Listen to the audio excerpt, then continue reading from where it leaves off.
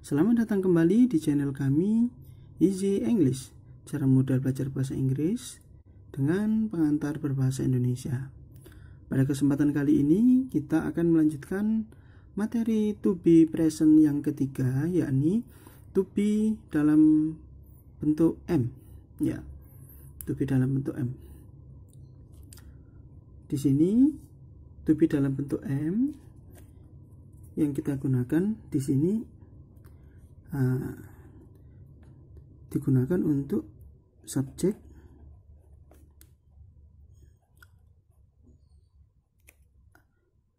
ini aja, subjek I.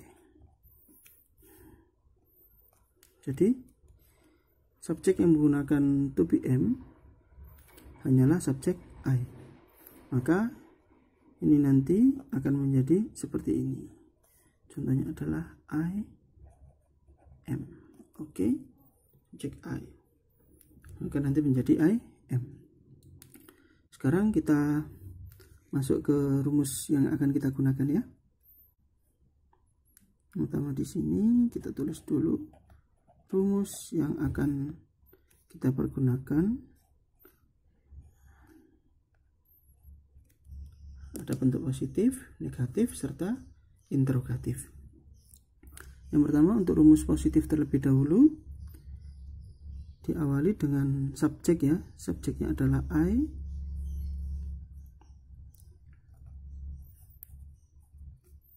Oke.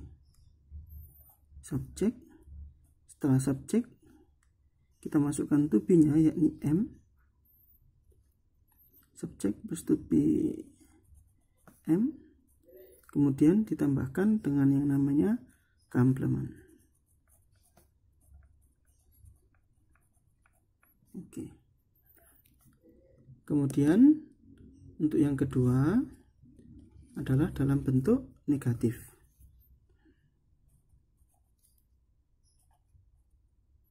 Subjek ditambahkan M, lalu ditambahkan lagi yang namanya not ya, karena rumusnya dalam posisi negatif, dan terakhir ditambahkan yang namanya complement.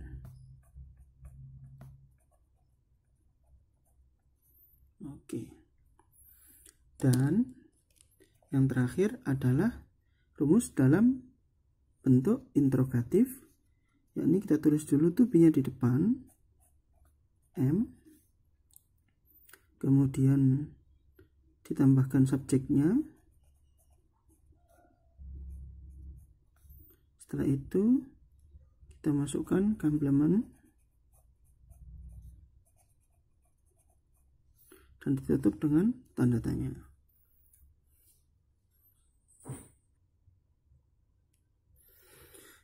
Kemudian untuk jawabannya, karena ini yes no questions ya, maka langsung saja kita masukkan nanti untuk kolom yes, dan di sini nanti untuk kolom no ya. Oke. Untuk kolom yes, maka nanti yang ditulis adalah yes dulu, setelah yes kemudian I am, tambahkan M ya. Kemudian kalau no, maka jawabannya adalah no, I plus M, dan ditambahkan yang namanya not. Oke. Setelah itu kita masuk ke contoh soalnya.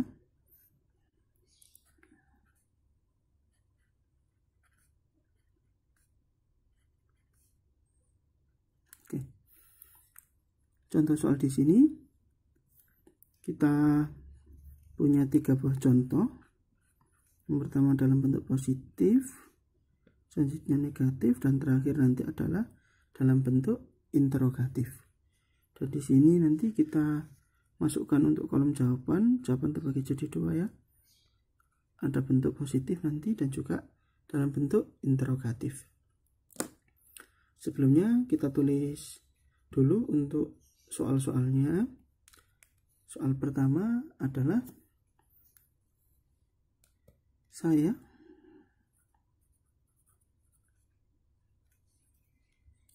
adalah murid yang rajin. Oke. Yang kedua, saya tidak malas.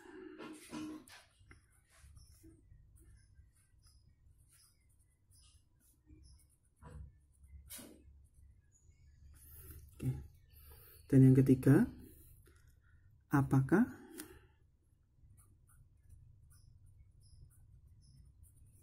saya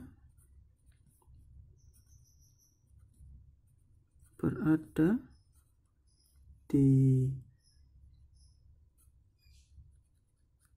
tempat yang salah? Oke. Kemudian di sini nanti akan kita berikan kolom untuk menjawab soal. Nanti di sebelah sini ya. Oke.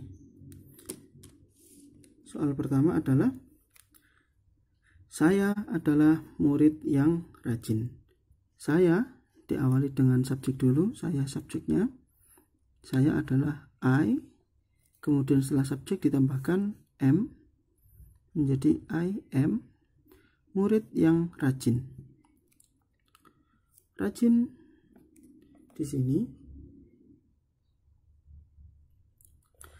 rajin, diligent, murid, student. Nah, karena ini muridnya hanya satu, yakni saya, maka I am ditambahkan artikel tunggal dulu, on, kemudian rajin adalah diligent, baru kemudian dimasukkan kata bendanya yakni murid, student. Oke. I am a diligent student. Di sini peletakan sifat berada di sebelum kata benda. Jadi kata sifat dulu yakni diligent, baru kemudian kita tulis kata bendanya yakni student. Soal kedua, saya tidak malas. Saya adalah I, kemudian ditambahkan to be dulu am, baru setelah itu tidak adalah not, dan malas complement. Saya subjek I, kemudian dimasukkan to be-nya am, setelah am ada tambahan not. Nah, kemudian terakhir adalah malas. Malas bahasa Inggrisnya adalah lazy. Oke. Dan yang soal ketiga, interrogatif, apakah saya berada di tempat yang salah? Apakah berarti am, setelah itu subjeknya saya adalah I, baru kemudian berada di tempat yang salah nanti adalah komplementnya. Am, I berada in di tempat yang salah, maka kita tulis tempat adalah place, salah adalah wrong, maka am I in wrong, kemudian tambahkan tempat place. Oke, begini ya. Am I in wrong place? Apakah saya berada di tempat yang salah? Kemudian kolomnya ada jawaban. Jawaban terbagi jadi dua ya, karena ini adalah yes no questions, maka jawabannya hanya ada yes dan no. Yang pertama adalah yes dulu, setelah yes ditambahkan to be, setelah yes ditambahkan subjek dulu I, baru kemudian ditambahkan to be am. Jadi yes, I am, titik, cukup segini aja ya. Jadi belakangnya tidak usah ditambahi in wrong place, tidak usah, karena ini hanya yes no questions, maka cukup yes I am, titik. Dan kalau tidak, maka ditulisnya adalah no I am not. Oke. Dan untuk I am not, am sama not tidak bisa digabung selayaknya are not menjadi aren't atau is not menjadi isn't. Dan untuk am not ini khusus, dia tidak bisa digabung, jadi harus tetap tertulis terpisah seperti ini ya, I am not. Oke, kita baca lagi. Saya adalah murid yang rajin. I am a diligent student. Yang kedua, saya tidak malas. I am not lazy. Dan yang terakhir, apakah saya berada di tempat yang salah?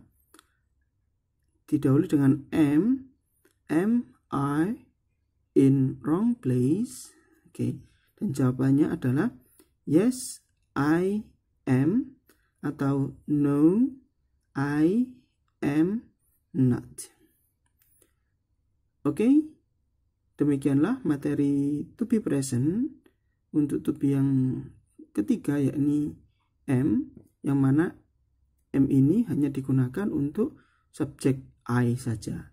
Ini menjadi I am, atau I am not, atau am I. Nah, seperti itu. Oke, bila kalian memiliki pertanyaan, silakan tinggalkan pertanyaan kalian di kolom komentar. Terima kasih telah mengikuti materi kali ini. Sampai jumpa pada materi selanjutnya. Terima kasih.